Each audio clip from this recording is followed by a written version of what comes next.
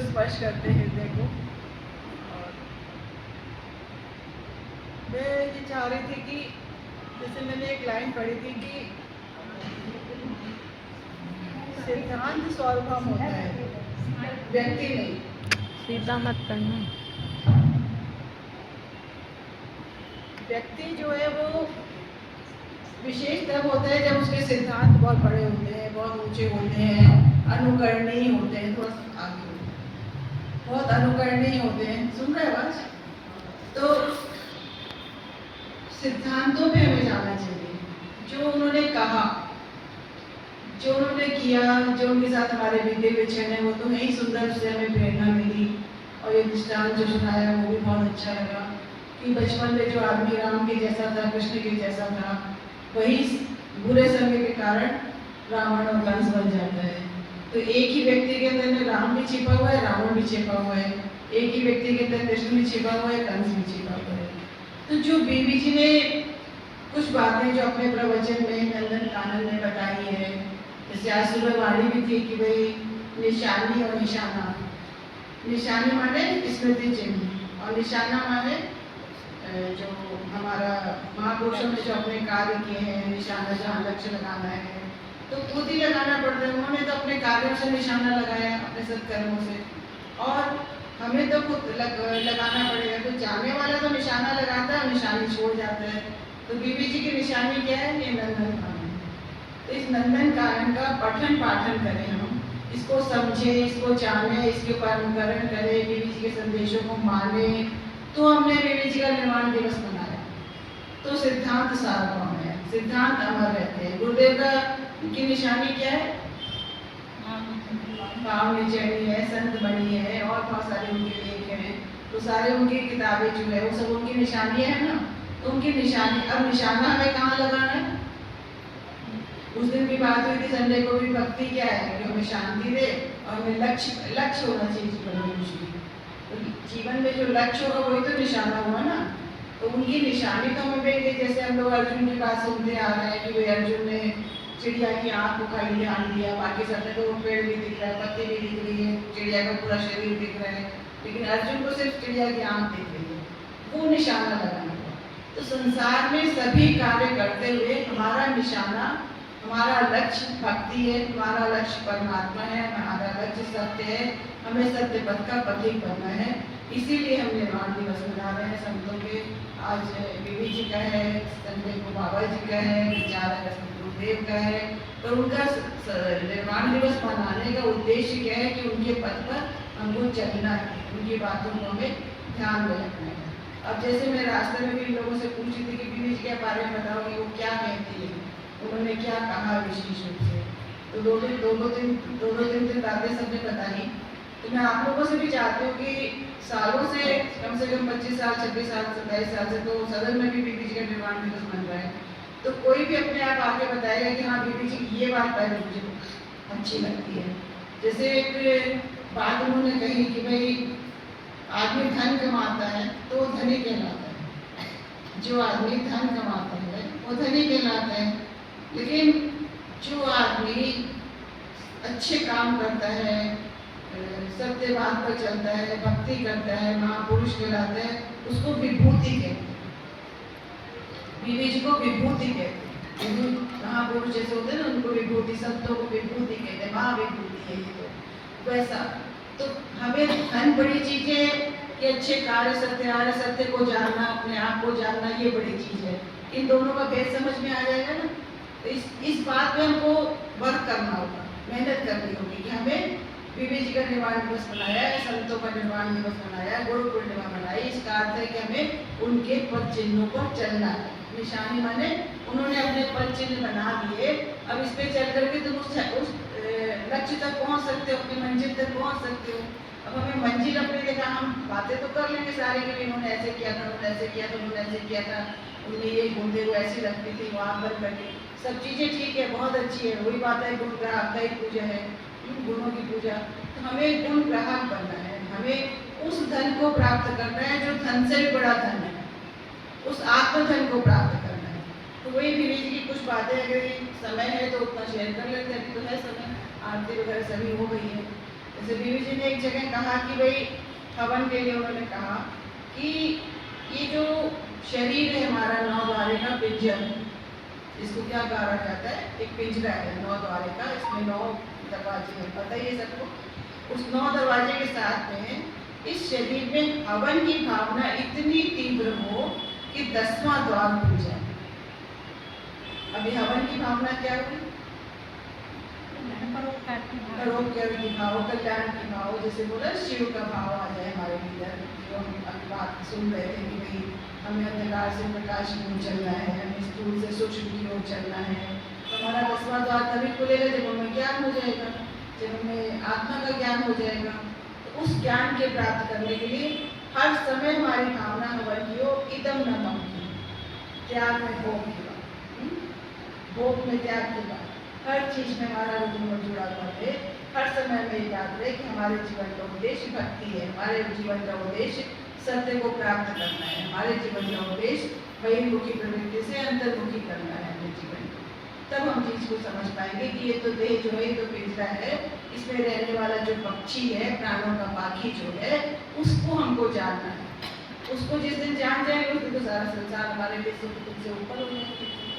तो हवन की भावना हमारी तब काम करती। तब हमने जाना, एक तो हमें हाथ से आहुति दी, एक होता है प्राणों की आहुति हमारे भीतर यज्ञ की भावना चल रही है, अहर्निशी हमारे भीतर चल रही है, तो वो हमारी जो भावना, शुद्ध भावना की आहुति जब हम संसार रूपी हवन में देते रहेंगे तो हवन रूपी हमारा जीवन जो हवन के साथ जाए कि हमने हवन किया, हमने हवन को जाना, तो हमारा जो ये है शरीर में हवन की भावना इतनी तीव्र हो जाए कि 10वां द्वार खुल जाए।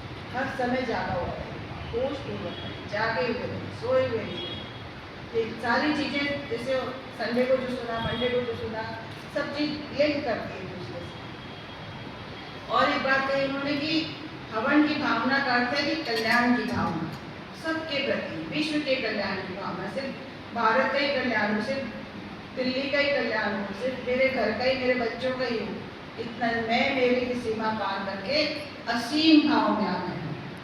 तो असीम भाव में आएंगे तब हमने हवन को जाना, तब हमने प्रेम को जाना कि प्यार क्या होता है। बीबी जी ने तो नहीं हिसाब लगाया कि ये तो आज ही आई, साल भर तो आई नहीं मेरे पास, ये तो आज ही कुछ अपना सुनने के लिए आई, ये तो नहीं, इसको तो कुछ मेरे से तो कोई मतलब नहीं है, ऐसे तो हिसाब नहीं लगाए। संत लोग तो नहीं लगाते। आप काले हो, कलुटे हो, आप कितने ही कलुषित हो अंदर से, मन से, बाहर से, भगवान बुद्ध ने तो हिसाब नहीं लगाया कि अंगुलीमाल ने इतना गलत काम किया है। नारद जी ने हिसाब नहीं लगाया कि रत्नाकर डाकू ऐसा है।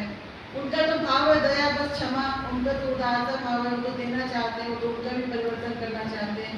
तो संतों का जो संदेश है वैसा हमको सुनना है कि हवन की भावना में कल्याण की भावना हो, प्रेम का प्रसार हो, इदम नम की भावना हो, कुछ भी मेरा नहीं संसार में, जो कुछ है भगवान का है, भगवान के लिए ही अर्पित होता है। अब भगवान के लिए अर्पित करने के लिए हम सोचते हैं मंदिर में जाएंगे, भगवान को चढ़ाएंगे, वो तो भगवान के लिए अर्पित हो गया। अब जो संसार में जो लोग हैं जिनको जरूरत है उनको हम सोचेंगे जो पराया व्यक्ति है, तो वहीं पे हमारी द्वैता हो गई ना, विस्मृति हो गई ईश्वर की, क्योंकि उसके अंदर में भी तो ईश्वरी समाया हुआ, वो मंदिर में चढ़ाने से भी ज्यादा जरूरी है। उस बात को हम भूल जाते हैं, जो हम भक्ति के पथ पे चलते हुए, स्थूल भक्ति के पथ पे चलते हुए इस बात को भूल जाते हैं। संत हमें याद दिलाते हैं उसके अंदर में ईश्वर है। तुम्हारी मन की भावना, तुम्हारा अंदर वाला कह रहा है कि इसको जरूरत है, इसको हेल्प कर दो, तो कर दो। उस समय ये मत सोचो कि ये भगवान नहीं, इसके भीतर भी भगवान ही है और भगवान ही मांग रहा है। इसीलिए इस तरह से जब हमारा चिंतन होगा, हमारे भीतर की भावना होगी, तो हम हमेशा ईश्वर नाम से जुड़े रहेंगे। और एक बात उन्होंने कही कि बिना भक्ति भाव के, आस्था के, केवल कर्म कांड के रूप में हवन करना माने बिजली के बल्ब को जलाना, बिना आत्मा के, मतलब बिना बिजली के बल्ब को जलाना। खाली हम क्रिया कर रहे हैं, भावना नहीं है हवन के प्रति, आस्था नहीं है, उसके भीतर यज्ञ की भावना ही नहीं है कि यज्ञ क्या होता है, क्यों होता है, कैसे होता है, किस लिए कर रहे हैं, क्या हम अपनी कोई कामना पूर्ति के लिए कर रहे हैं। जैसे इस तरह की भावना, जब तक हम कोई बात है लक्ष्य हमारा नहीं है, कहाँ पर निशाना लगा रहे हैं, बस बंदूक तो चला रहे हैं लेकिन निशाना कहीं नहीं, तो क्या फायदा वो बंदूक चलाने का। तो एक बात आती ना कि एक घर का कुत्ता पर खड़ा रहता था घर के सामने में, जो भी गाड़ी आती थी उसके पीछे भागता था वो, फिर वापस आके खड़ा हो जाता था। जितनी गाड़ियाँ सड़क पर चल रही सबके पीछे पीछे भागता था। एक आदमी ने बोला कि इस भागता तो है, मेहनत तो इतना कर रहा है, लेकिन इसका कोई लक्ष्य तो ही नहीं, पहुंचेगा कहाँ पे, उसका पहुंचने का कोई लक्ष्य भी नहीं कि यहाँ पहुंचना है। तो हम भी एक काम तो सब कुछ करते, ये चढ़ाया, वो दान पुण्य किया, वो धर्म के नाम पे गंगा में डुबकी लगाई, ये किया, लेकिन लक्ष्य कुछ नहीं है कि हमको सत्यपति का पति बनना है, हमको अंतर्मुखी होना है, हमको अपने आत्मा को ज्ञान को प्राप्त करना है, हमें ईश्वरमय होना है। हमें तो भावना ही नहीं आती। मैं हर बार ये बात बोलती हूँ कि भाई बीवी जी ने तो कितने सहज भाव से कहते, हे राम में तुम्हारी रामायण बन गई, हम लोग क्यों नहीं कह पाते? अभी जो रास्ते में हम लोग पढ़ रहे थे कि उन्होंने कहते, हे उमापति मुझे उमा का पद ग्रहण करने योग्य बनाओ। तो ये दो लाइन तो मुझे इतनी उनकी छूती है कि क्या बताऊँ कि भाई ऐसे ही हमारे हृदय से भी निकले, प्रार्थना निकले, क्योंकि उस अवस्था तक पहुँचेगा तो निकलेगी भी आवाज़ वैसे ही भावना बनेगी, पुकार बनेगी हमारी, ऐसा हमारा जीवन बने। तो यही कह रहे हैं कि बिना भक्ति भाव के, आस्था के, केवल कर्म के कांड के रूप में हवन करना, बिना बिजली के बल्ब जलाना। बिना बिजली के बल्ब जलाओगे तो क्या होगा? बल्ब में कुछ आएगा, प्रकाश आएगा? तो हमारा शरीर जो क्रिया कर रहा है, अभी तक प्रकाश नहीं हो रहा है कुछ। और कहा बिना आत्मा के शरीर जैसा होता है, वैसे ही बिना भाव के हमारी क्रिया। तो कुछ शरीर का भी मतलब नहीं है, जब आत्मा नहीं है तो शरीर भी शव के जैसा होता है। तो पूजा का कोई भी कार्य करे, उसमें रस हो, भाव हो, प्रेम हो, भगवान भाव से ही रिश्ते हैं। जैसे शबरी ने किया, जैसे मीरा ने किया, जैसे राधा ने किया, इनकी सबकी गाथाएं तो हम जानते हैं, सुनते हैं, पढ़ते हैं, सुनाते हैं, लेकिन हम होएंगे ना मीरा। कल किसी ने कहा था हमें मीरा बनना है, आपने कहा था हमें मीरा बनना है, हमें राधा बनना है। एक भजन गाया करती थी स्वदेश जी के साथ, एक आती थी से, ना मैं मीरा ना मैं राधा, फिर भी शाम को पाऊंगी। तो बड़ा अच्छा लगता था। आपको याद है बीना चौधरी थी, तो नाम था उसका, आपके साथ आती थी ना? ना मैं राधा ना मैं मीरा, फिर भी शाम को पाऊंगी। हमारे भीतर वो भाव तो जागे कि शाम को मुझे भावरे तो डालने हैं उससे, मेरे विवाह तो उससे कर रहे, लगन तो उससे लगा दिए मुझे। ऐसा हमारा जीवन बने, ऐसी हमारी प्रार्थनाएं बने। तो बीवी जी यही कहा करती थी कि भाई जो आत्माओं वाला धनी वाला बात तो बताया मैंने कि किसी का भी दिल नहीं दुखाना, जैसे बताया ना इसमें जी कि अगर हम भक्ति के पथ पे चल रहे हैं तो हमारे लिए एक बात बहुत जरूरी है कि हमारा मन इतना आत्मीयता और सहृदयता से और प्रेम से भरा हुआ हो कि किसी के भी मन में, किसी को भी दिल में दुख नहीं, मतलब दुखी नहीं करे, अपने शब्दों से, अपने कार्यों से, अपने भाव से, उसी की तरह से उसको दुख नहीं दे। यहाँ तक कि एक दृष्टांत बताया कि एक आदमी ने, किसी ने बहुत बड़ा कुरान शरीफ लिखा, जिसने भी कुरान शरीफ लिखा तो उसने बड़े बड़े विद्वानों को बुला करके जांच करवाई और उन्होंने एक गलती निकाली तो उसके सामने वो गलतियाँ ठीक कर दी, जबकि वो ठीक ही थी। उसके बाद भी तो लोगों ने कहा कि ठीक थी, बोले अगर मैं उनके सामने ठीक भी करते तो उनको दुख होगा, क्योंकि उनका सम्मान नहीं होता उसमें, तो उनके सामने कर दिया, वापस ठीक कर देते, कोई बात नहीं। तो इतनी शांति, इतना स्वीकार भाव, इतना प्रेम, इतना समझना कि इसको अगर हम नहीं करेंगे तो उसको दुख होगा। तो ये होता है संतों का भाव, ये होता है उदारता, ये होता है निराशा, ये होता है भीतर का भाव कि हम कितना सबका सम्मान करते हैं। जैसे ऐसी बात एक बार स्वदेशी माला लेके गई वृंदावन में, आर्टिफिशियल माला थी, उसमें आर्टिफिशियल माला बनाने का रिवाज कम था, तो वहाँ पे जितने भी और सत्संगी आए हुए थे उन्होंने कहा कि ताजा फूल की माला पहनाएंगे, यहाँ पे वो नहीं पहनेंगे।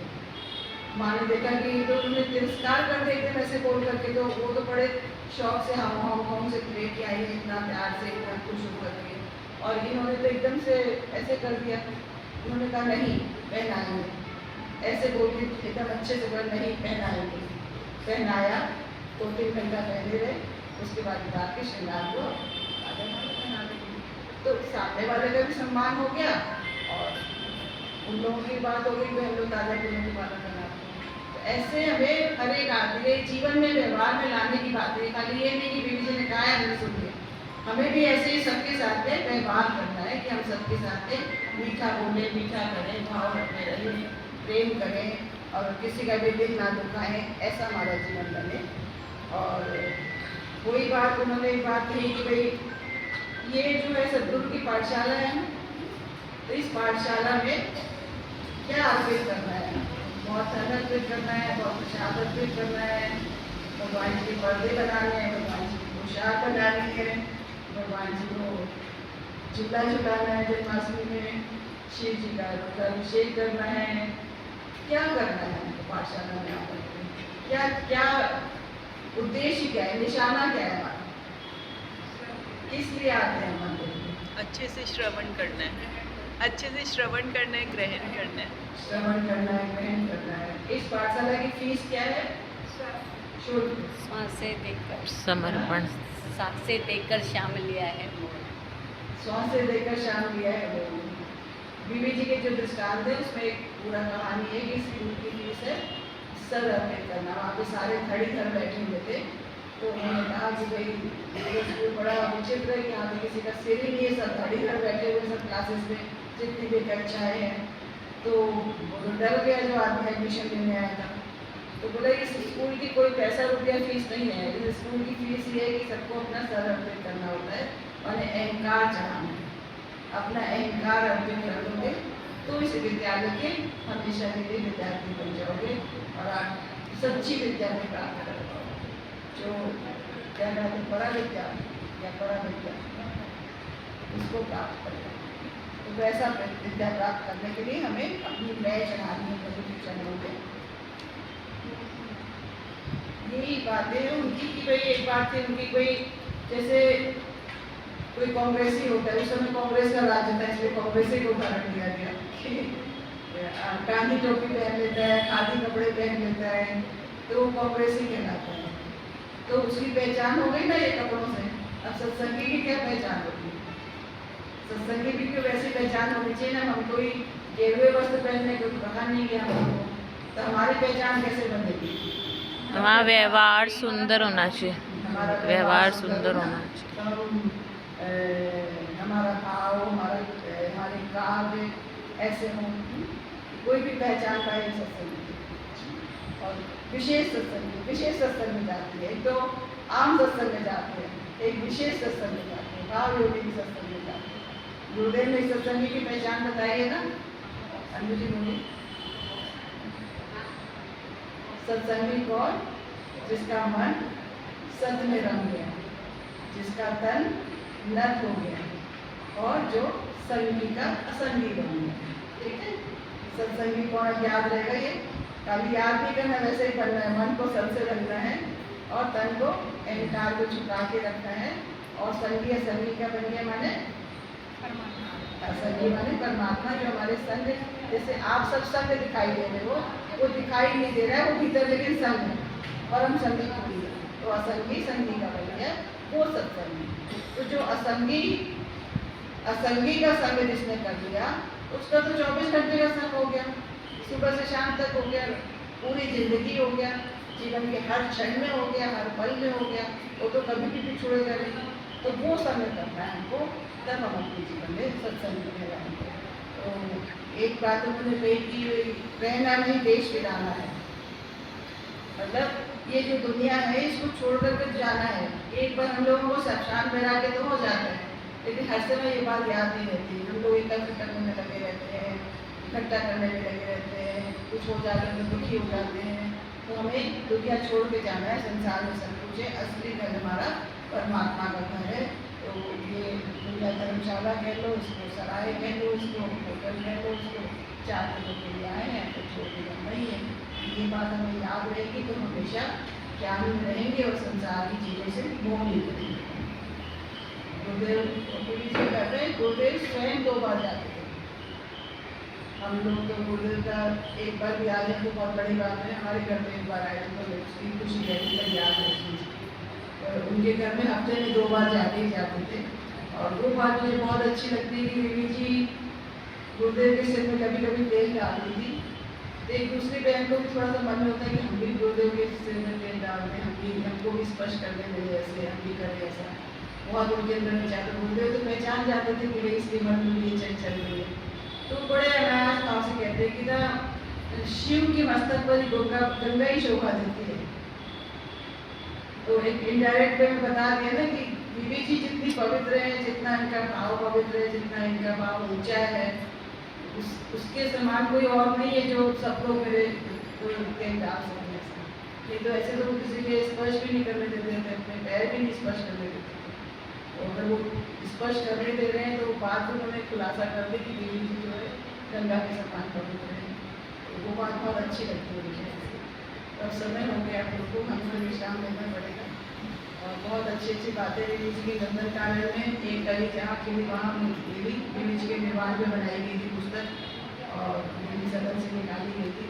आप लोग सब ने अगर पढ़ी है तो बहुत अच्छी बात है, लेकिन बार बार पढ़ना है पुस्तकों को, बार बार नई नई बातें सिखाता है हमें। और नहीं पढ़ी है तो जरूर पढ़ें, और बहुत अच्छी है पुस्तक होगी और ये भी बहुत अच्छी है। इसमें तो इतनी सुंदर भाषा है कि मन खिल जाता है, बहुत ही ज़्यादा सुंदर बात है, बहुत बहुत सुंदर नंदन कानन है। और हर सदन जो है एक नंदन कानन है। नंदन कानन माने ईश्वरी बगीचा, जहाँ पे ईश्वर स्वयं विहार करता है, जहाँ स्वयं ईश्वर वास करता है। तो सत्संग सदन जो है ईश्वर का बगीचा है, और यहाँ पे ईश्वर का विहार भी है, आहार भी है, और यहाँ पे वो विश्राम भी करते हैं। तो ईश्वरी बगीचे में हम सबको बैठने का आनंद आ रहा है। इस आनंद को हम कभी भूले भी, और बार बार आए, बार बार क्या बोलते हैं भक्तों की पतूली को करते हैं हम प्रणाम, बार बार चरण आपके पड़े। ये सत्संग का था, बार बार आपके चरण पढ़ते रहे, बार बार आप आते रहे। सत्संग सकल भी धन्य हो जाता है, हम लोग भी धन्य हो जाते हैं। हरि ओम।